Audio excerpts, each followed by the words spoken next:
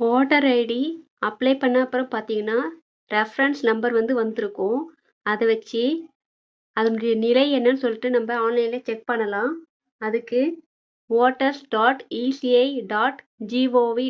அந்த லிங்க்க கிளிக் பண்ணுங்க. இந்த பேஜ்ல லாகின், சைன் அப்ன்னு இருக்கும். நீங்க ஏற்கனவே சைன் அப் பண்ணி தான் அப்ளை பண்ணியிருப்பீங்க.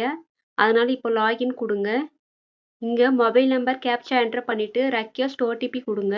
ஓடிபி என்டர் பண்ணிட்டு வெரிஃபை லாகின் குடுங்க. இந்த பேஜ் வரும். இங்க கீழ பார்த்தீங்கன்னா, ட்ராக் அப்ளிகேஷன் ஸ்டேட்டஸ்ன்னு இருக்கும். அத கிளிக் பண்ணுங்க.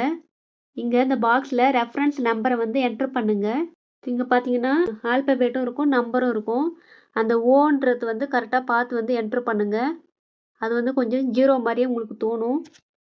அத மட்டும் கரெக்ட்டா பார்த்து என்டர் பண்ணுங்க. ஃபுல் நம்பர் என்டர் பண்ணிட்டு சப்மிட் குடுங்க. நம்ம அப்ளை பண்ணதுக்கான டீட்டெயில்ஸ் எல்லாமே வந்து வரும். கரண்ட் ஸ்டேட்டஸ் பார்த்தீங்கன்னா, சப்மிட்டல்ல தான் இருக்கு. பக்கத்துல இருக்க ஏரோ மார்க் வந்து கிளிக் பண்ணீங்கன்னா, டீட்டெயில்டான இன்ஃபர்மேஷன் வந்து நம்ம பார்க்கலாம். Thank you.